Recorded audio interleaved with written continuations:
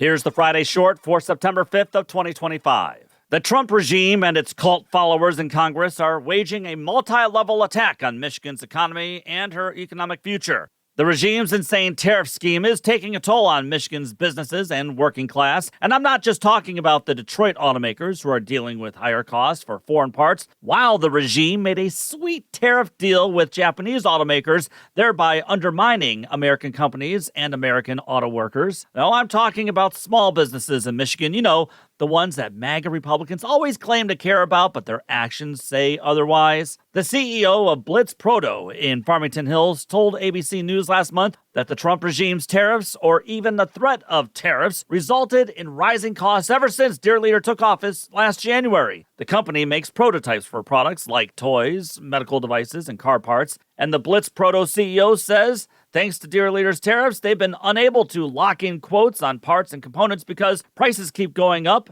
and it's led to massive volatility for that company and for many small businesses. Now, larger companies so far have been able to withstand these tariffs for now, but that's not the case for small businesses like Blitz Proto. But here's another way the Trump regime is attacking Michigan's economic future for the working class. Blitz Proto hires engineers to build its parts, and developing engineers through the higher education system in the state used to be one of our strongest assets. Now, you wouldn't have known that considering how Michigan's previous governor, Rick Snyder, and the MAGA majority in Lansing last decade cut higher education so much so that student enrollment dropped. So Rick Snyder had an idea: invite more foreign students to help cover the losses he and MAGA Republicans delivered to the University of Michigan, Michigan State University, Central Michigan, Western Michigan, and others. And through Snyder's actions, Michigan saw a 60% increase in international students attending state universities. While that didn't make up the drastic losses universities experienced during Rick Snyder's years, Snyder did at least have a plan to not only bring in students, but to also hope that some of these international students would help grow Michigan's future economy by staying and working here, maybe at places like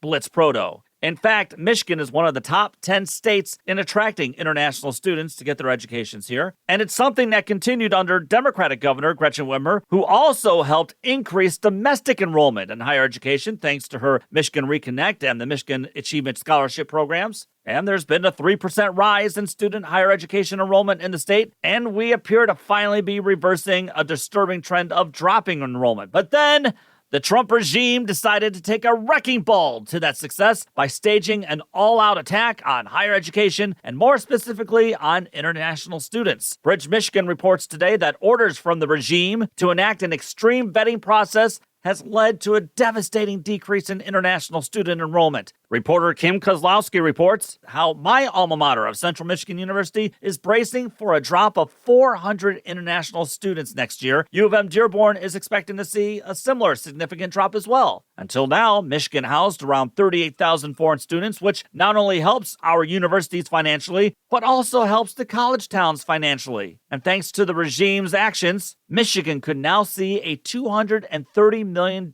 economic loss by blocking international students from reaching Michigan. $230 million.